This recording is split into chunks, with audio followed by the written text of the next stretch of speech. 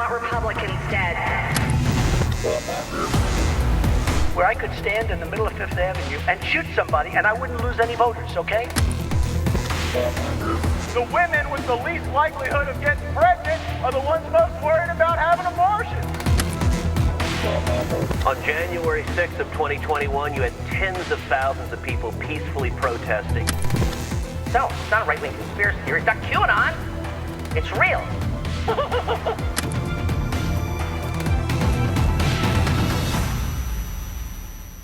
Hey folks, welcome back to the Enemies List. I'm sorry my voice is a little rough around the edges today. I am still getting over this spring crud. But without further ado, I want to welcome a very special guest to the Enemies List today. It's Geoff Duncan. He is the former Lieutenant Governor of the great state of Georgia. Geoff was on an upward arc in the Republican Party. He went from being a Georgia Tech guy, came up into the state assembly, rose to lieutenant governor, and like a very, very small number of people, but thankfully he was playing a leadership role in Georgia. He wasn't going to play the game of the phony election story that was being told by the then president. And Geoff has gone through a lot of ups and downs since that point. He's been a guy who's been a stalwart about not accepting the fact that the party that he and I both came from is kind of a broken critter these days, and has written and thought a lot about how to change it. And I'm delighted to welcome you to the show today, Geoff. Thanks so much for coming on. Yeah, glad to be here. Thank you. Interesting. I'll go back to the intro that you talked about, like my pathway into politics. I think that's what really has given me this unique, interesting angle. Is I never grew up wanting to be in politics, right? Like my life was baseball. I played at Georgia Tech, got drafted, spent a bunch of years in the minor leagues, built a business, sold it, had a great family. And so my pathway to politics was like begrudgingly, like, all right, I'll run for the state house to kind of try to put my stamp of conservatism on it. And so when push came to shove about the whole election stuff and all the other stuff we're going to talk about, it was kind of a natural reaction. It's like, well, I didn't get into this because I have this insatiable thirst for politics or political gamesmanship. It was just kind of like, I just want to lean in and do the right thing. You know, I think that is a really important point, because you didn't come to it as one of these guys who, from the second year in college, say, I'm going to be president, I'm going to run for this, and this. You entered into it in that old spirit of public service. You entered into it in wanting to, as you said, make your mark about your brand of conservatism, which it seems like that brand of conservatism. And you've talked about this in your book. And folks, Geoff wrote a book in 2021, I guess it was, that I remember reading at the time. It's called GOP 2.0, about how the 2020 election, it can be a new beginning for the party. Now, sadly, folks like us read it, but folks around, a lot of the rest of the Republican Party decided they would stick to the lie. And Geoff, one of the things you talked about in the book was, you talked about a new Republican Party that was based on policies, empathy, and tone. And, as a guy who started my political career with George Herbert Walker Bush, the elder Bush, that really spoke to me. That was what brought a lot of us into the party back in that era. And now that seems like it's a sort of endangered species. But your argument is that's one of the only ways for it to come back. Yeah. So I think it's an important part to start. Is I actually started writing GOP 2.0 in my mind well before the 2020 election cycle. It wasn't like I just woke up at 2020 and was like, oh my God, this guy is so wrong for the party and we're in a bad spot as Republicans. It was really this series of notes I took through the years I'd been in office. Right. There's just a better way to do this. And all of that summed up in the book through this strategy that I call my pet project, PET, policy, empathy, and tone. And, good old fashioned policy debates of here's my idea to solve the problem. Here's your idea to solve the problem. And guess what? We're probably only about 20 degrees of separation. So we can probably find a workable solution, regardless of what the issue is. And then the E is empathy. And I guess I learned this in the business world first. I learned it in my own home first, right? When I understood my wife's perspective, when I understood my kids' perspective, I just seemed to be a better decision maker, not because I agreed with them or because I was a pushover, but because it was like, okay, I understand why they want to take this direction. And you apply that to politics. Sure. And then the T is tone. And it's like, I walk into a room and I give a speech and it takes me about 8 milliseconds for people to go, oh no, we know what you're talking about. We just need a better tone. One that invites and encourages. I long for the days that we can get back to winning and losing elections based upon something along the lines of a pet project. Sure. I mean, it used to be, and I've told Democratic friends this. I'm like, guys, I'm not a progressive. I'm not a liberal. I'm not a far left guy. I'm not a Democrat. I would love for there to be two political parties that fought about things like, well, the marginal tax rate should be X and not Y, or we should have this regulation but not that regulation. That seems to be an era that I think the GOP did very well in the 90s and 2000s when they were fighting a lot of those fights, and before it became this sort of hallucination about stolen elections and culture war stuff that seems to be very much dedicated to a tone, especially that is like it's us or nothing. It seems like a very sort of box canyon ideologically when you won't listen to any valued or value any opinion on the other side of the political equation. Yeah, later in the book, I actually gave the convocation speech at the University of Georgia over the weekend, which was cool because my oldest son was graduating. He was one of the graduates in the crowd, so it was really, really nice. Awesome. Congrats. Thank you. I spoke to the School of Public and International Affairs, and I talked about this concept that I later talk in the book after the pet project about the power of two, the power of three.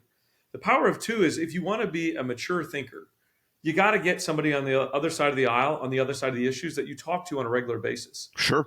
That you bounce ideas off of, not because you're trying to change their mind. You don't go into it like, I'm buying you lunch because you're gonna vote yes on this bill. It's like, right. No, like I want to know what I don't know. And for me, that was a guy named Dewey McClain that sat next to me on the House floor. Okay. Former NFL player, African American, represented an extremely Democratic rich area. We didn't vote on the tough stuff like each other at all. But when all of a sudden I talked to him and I'd say, well, what do you think about this? He'd give me some reasons why he was voting no. I'd give him reasons why I was voting yes. We rarely changed our votes, but we changed our opinions of the other side. That power of two, and I just reinforced that to the group. And then the power of three is you got to be mature enough to get your news sources from multiple places, right? If you just wake up listening to your own opinion regurgitated in different voices, you're going to be you're just going to be a shallow planner, a shallow decision maker. Get them from multiple places, arrive to every decision as an informed decision maker. I think that's very much the case is that, and look, and I'm not being on both sides here, but it happens on either side of the fence where the people live only in their bubble of news and information and ideology, and they don't have those conversations. They don't have that, let's go to lunch, let's go to dinner, let's go have a drink, let's sit down and talk about who we are, not just, what we're going to vote on. I think even to the point inside the bubble of the elected bubble, it is negatively looked upon to even be sitting at the same dinner table or sitting next to somebody having a drink. It's like, oh my God, I'm guilty by association. What's Geoff Duncan doing? Is he changing parties? No, he's talking to a great friend who's got awesome perspective that they agree on probably 80% of how the world should look and act. Right. And they're just talking about stuff. Like we've just lost this ability to cohabitate with people that don't 100% agree with us. And it's interesting because we focus so much attention in this country on the job of president, right? Of course, absolutely. We're knee deep, neck deep in it right now. The job of president does so little to actually affect the day-to-day lives of us, right? Like, sure. The traffic of me going to work outside this house is not controlled by the president. The tax rates that I pay, it takes years to get tax policy through. How safe my neighborhoods are, all of that. We know that that's held by the state and local levels. But the job of president becomes so important because it sets the tempo, right? It's the pace car before the race. The race is run between legislatures and states and people, but it sets the tone for the country. And if you have a president that's willing to make policy decisions based on tweets, if you're got a president who's willing to just blatantly lie about an election or about an affair with a porn star or about you name the issue, that sets the tempo for the rest of the country. And that to me is where we've got the moral decay happening in every nook and cranny of the country. Going back to that that thing we were talking about near the beginning of this conversation. You said you came into politics, and it wasn't your life's ambition to be in elected office. It wasn't the center of your soul to be in elected office. But when the tide started to rise during the 2020 election controversy, you could have stayed silent and you didn't. And I think that's an admirable thing, because I have to imagine there were a lot of people pressuring you. I'm sure you were getting all the phone calls like, get on board. Your career will be over in politics if you don't do this. Tell me a little bit about what that period of time was like for you. And look, to the credit, other senior Republicans in the state of Georgia as well, who were going to tell the truth about what the election really was, which was a fair election. But tell me a little bit about the pressure you got and how you made those decisions that you made in that time window. Yeah, a couple of steps in the process. One, it wasn't just his lies that got me there. As I mentioned earlier, It was this process watching. The opening chapter of my book talks about me actually speaking at the final campaign rally that he had in Northwest Georgia. And I chose my words carefully. I just talked about, and I actually got booed. I got booed because I said, every time we lower taxes, it's not just for Republicans, it's for Democrats too. Boo. Every time we improve education, it's not just for Republicans, it's for Democrats. It's like, why in the world are we in this mindset, right? If we're going to win this thing, we're going to have folks on the other side. So I was already there. When I heard the first inklings of him really trying to dig in that the election was rigged, because, look, I was as close to it as anybody. Sure. I was able to pick up the phone and call Brad Raffensperger personally and say, Brad, are you getting any indications that there's an election that's been rigged or any sort of abnormal voting? No. Gabe Sterling, Chris Carr, the Attorney General, the election board member that I was able to handpick, all of that. Not one sign or indication showed it. And I thought, if we don't push back on this, I certainly didn't think this was going to be a solo mission or a very singular mission. If we don't push back on this is going to be a runaway freight train. Like the herd is going to believe this nonsense. Yep. And unfortunately, that's what happened. But watching somebody willing to lie, watching somebody willing to stir up the events of January 6th, stir up death threats to my wife, having to have full-time security around this house because people were calling us wanting to kill us and know my kids' names just because I wasn't willing to lie for Donald Trump, the Donald Trump. Some may call that courageous. I do not. I just call it being honest. And if being honest is courageous, then that just seems out of sync for me, right? America should be honest with all things, especially elections. Yeah, and I think you're right. It's like if you live inside a world where you can be honest about what you believe with yourself and with the public that put you there. I've always felt that gives you a stronger position as a public figure, as a leader, as a speaker, as an elected person, no matter what. Let me ask you a question as we go beyond that, because and first off, I want to have a quick aside for our listeners. I think one of the reasons Geoff and folks like Brad Raffensperger and Gabe Sterling and the governor understood that this wasn't a big flim-flam is because Georgia is widely considered to have one of the best run election systems in the country. As a guy who's done politics in 38 states, I can tell you, Georgia has really good elections. They're run professionally and well. This is not a state that is like swamped with voter problems from either direction, left or right. So, and that was validated by all of the scrutiny and the hyper focus and the multiple counts and recounts and audits. It validated that, hey, these guys really know what they're doing. I mean, didn't you guys recount like 8 times or something like that? Like full recount? It was some absurdity. I think it was 4 fully certified recounts and audits. And I mean, there was some assumption. Good Lord. Yeah, I mean, it validated that we did it the right way. Yeah. So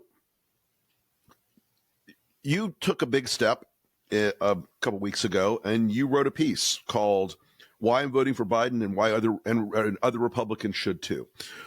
Talk to us about how you arrived at the decision to publish that. Tell folks a little bit about what the argument was, and then I want to ask you a bit about how the reaction has been. Yeah, so a lot to unpack there. I mean, first of all, I got there not by desire, right? I'm a lifelong Republican. I believe in conservative values. That's how I'm wired. That's how I operate. That's how I decision make. And so position A for a lifelong Republican is not voting for a Democratic president. Right. But I've literally tried everything, right? I pushed back on the narratives and the lies. I supported Nikki Haley. I wrote her a check. I even contemplated running as a third-party candidate in the no labels category, right? And I just couldn't make that math work. So I literally have done everything. And I attacked this like a business problem. If I was trying to solve a really complicated business problem, and I hired a room full of really smart consultants and said, what is the best way to fix the Republican Party? Right. They would come back to me and say, it starts with, you got to beat Donald Trump. You got to get rid of him. You got to purge him from the discussion inside Republican circles because he just constantly creates chaos and confusion that's unworkable. So how do you do that? Well, however way you can, right? And to me, that meant beating him in the ballot box. I think the flip side of that is if we can set up a firewall and vote for a Republican majority in either the Senate or the House, it feels like the Senate's more winnable for a Republican majority. Yeah. And we've got a 4-year firewall. We've got a Democratic president that I disagree with on a number of policies. But we have 4 years to either take our medicine and heal and rebuild as a party and go pick a new spokesman better than Donald Trump. Right. A real authentic Republican that actually understands and can recite conservative values consistently.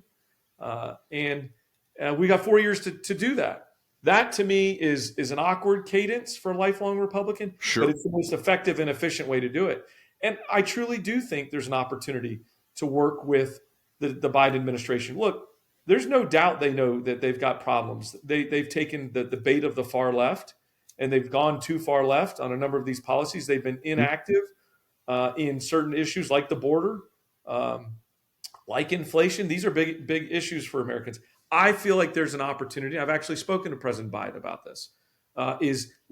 Give us an opportunity, us disenfranchised Republicans, an opportunity to help shape some of these policies that alienate folks in the middle, that alienate folks on the right, that just won't violate their moral compass and vote for Donald Trump, but can't find a way to dovetail in with those policies. I think there's an opportunity to do it. So look, it's a 4-year experiment, but we show up better in 2028 as a Republican Party if Donald Trump gets the brake speed off him in November. I think you and I share the vision that it's almost impossible to have a post-Trump, a viable conservative party that's about limited government and the rule of law and fiscal responsibility unless we're in a post-Trump era. There's got to be I think there has to be a really sharp break in terms of a lot of Republicans realizing that this guy's not getting us anything. He's losing us a lot in terms of electoral 100%. power. Like, we cannot start healing until he's out of our blood. And to me, the only way I thought it was going to happen in a primary, I thought it was going to happen in other ways, shapes, and form, but it didn't. So the last resort to save our country from another 4 years of Donald Trump. And look, it's not just going to be this country that pays the price for Donald Trump. It's going to be the world. I think that's right. I mean, I think the instability that you could see on the horizon with a second administration and just in the foreign policy space. And look, I have far fewer disagreements than Joe Biden on foreign policy things than I would have thought. I think he's taken a strong position on Ukraine. Maybe we differ on individual details on it, but I think broadly speaking, he's not out there saying Kim Jong-un sends me love letters and Vladimir Putin's a good guy. And I think that the risks internationally are look, there are a lot of risks at home domestically if Trump has another term, but I think the risks internationally dwarf anything that could happen here in the country in a lot of ways. Yeah. And the part that frustrates me, I mean, Tim Alberta's book talked a lot about the evangelical community and how that he kind of hijacked evangelical values. There's just no, but this whole sense that Donald Trump is like a pure Republican. I mean, let's just outline like what played out. $8 trillion worth of additional debt that just showed up. $8 trillion. With a T, folks. Yeah, with a capital T, a border that essentially built a 20-mile wide selfie station. His rhetoric was extremely strong and scared off the Southern Hemisphere, which, quite honestly, that was the big foul up of the Biden administration. Was they walked in the door and said, "Oh, we're going to change everything. It's going to be a lot gentler, easier border," and South America decided to move north, right? like that was a gaffe and a mistake. We talk about COVID. I mean, I can't begin to look at any conservative principles that played out during Trump's. Brian Kemp and I helped open the state of Georgia almost faster than any other state because a million reasons. And we got called out for it from the White House. Trump came directly at us and said we were being reckless and dangerous and blah, blah, blah, because he just wasn't looking through a conservative lens. Yeah, I think that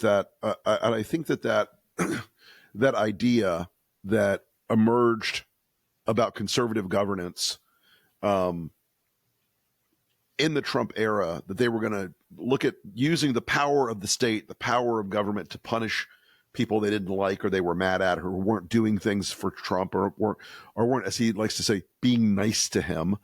You guys took that right in the face during the COVID stuff. You guys took some very hard hits from Trump and his people, even though you guys were doing it by the spec and by the standards that were working for Georgia. Yeah, absolutely. I mean, Brian Kemp and I are both small business owners. We were looking through the lens of what was it going to be like. The conversations we were having was, what is this going to be? What is this going to look like for small business owners and people working for those small businesses, trying to just pay the bills, trying to just feed their family, just basic blocking and tackling. And so it was an easy deal. Trump just figured out he didn't like us. And look, it was a perfect storm that showed up. He didn't like Governor Kemp's selection of Kelly Loeffler. Right. He didn't like the way we reacted to COVID, and he saw it as a cheap shot. And of course the election stuff. Look, I could go on and on and on about the Trump piece. I believe that tens of millions of Republicans are going to show up and do what I'm doing on Election Day. They're not going to turn in their Republican card. They're not going to become anything less than a staunch conservative. That's right. But they're just not angry. They're not going to take Donald Trump's bait anymore. Of the louder and angrier I sound, the more conservative I am. That's just a lie. Yeah, that is a lie. Misinformation, and it's corrosive to everything in our party and everything in our country. And look, if we want to keep the Democrats in check, then we got to win elections. And to win elections, we got to put good candidates forward. And we can't put circus clowns together like what we see show up in the House as candidates. We're supposed to win a 40-seat majority in the House, and we ended up winning a thin majority that we can't get anything done. But we can't even rename a street in Congress because we have such a thin majority. Right. You can't get a post office renamed because it's that tight in the margins. And of course, you've got some, as a Florida man, I can't really talk because we have Matt Gaetz. You guys have a couple of the cases there that are not making it any easier for Republicans to gain seats in the House. The Marjorie Taylor Greens of the world don't make it easier for Republicans out in areas of the country that aren't hyper conservative or aren't hyper Trump. It makes it a lot harder for those people for moderate Republicans to pick up seats out there because those people have such a command over a lot of the primary process in many states. Yeah, Marjorie Taylor Greene is Exhibit A for what's wrong with the Republican Party. 100%. I mean, and I say this philosophically because I don't think she is a conservative or understands conservatism. I say it aesthetically because she's the kind of person that, if she was acting that way in a restaurant, you'd ask the manager to throw her out. Everybody would. But for some reason, we invite people into our political conversations that are angry and loud and misguided with fiction every minute of every day. I do think it was such a faceplant to watch her act like she had this commanded following of House reps that were going to, call the motion to vacate again. Right. And, womp. It was just a dud, right? Yeah. And slowly but surely, my gosh, I wish people would get here quicker than they are, but they're not. They're coming slowly but surely, recognizing that, hey, we can actually operate and govern more effectively than just screaming at each other. That is with ignorant data points. That is so true. And, in the post Romney Obama election, the RNC went and did the autopsy and talked about a lot of the things that get back to what you're talking about. Get the right policies in place, show empathy to people's problems in their real lives, come at it with a respectful tone, an open tone. And there's a incentive structure on the MAGA side of it right now that any of those things are poisonous to them. They want to have the fight. They want to have the screaming match. They want to have the yelling, and all of it. Again, it just strikes me as such a dead end, and which is why I'm very grateful to you for being so so honest about where you're at as a conservative and as a person who wants to see the party survive in its more traditional form and to come back and be viable again. And for facing up to a lot of the stuff you have. You may say it's not brave, but a lot of it, especially when it gets to your family, as I can tell you, you get brave. You have to get tough about it, because it is the folks on the other side of this equation. Once they bring family into the deal, in my mind, that sort of crosses a line I think American politics should never have crossed.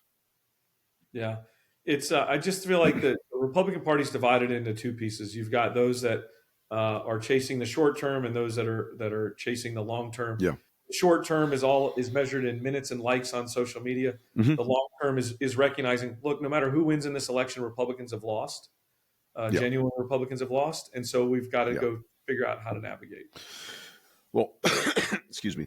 Well, Geoff Duncan, I deeply appreciate you coming on the show today and the work you're doing. I hope we can have you back again at some point. This was a great conversation, and I know many millions of Americans have followed your position on this, and that you've got a reputation now as a guy who speaks the truth, and that is a thing in our politics that is more valuable than almost anything else. So thank you again. Well, thanks for the opportunity. You bet. There's an article today, as I record this on May 16th, in Reuters. Trump and allies laying the groundwork to contest potential election loss. You would think maybe I'm going to blast you right now and say, these goddamn Trumpers, they're planning to, they're going to say the election was stolen. No. Actually, the people on my enemies list right now for this story are the people on the left and in the center who do not prepare every minute of the day for this. We are not set up to take on the fact that no matter how big a win Joe Biden has, the Republicans are going to say it was a stolen election. We're not ready for them to do that. We're not ready for them to push back on that. We're not ready for the violence that they're going to bring after this happens. And folks, if you are somebody on the center left or in the center or on the center right, the anti-Trump right, and you're not thinking right now about how we're going to rebut this, how we're going to deploy enough lawyers, how we're going to deploy enough volunteers, how we're going to get in the fight in these states where they're going to bring these spurious election cases, then you're on the enemies list as well. Get ready, people. And I mean, take it seriously.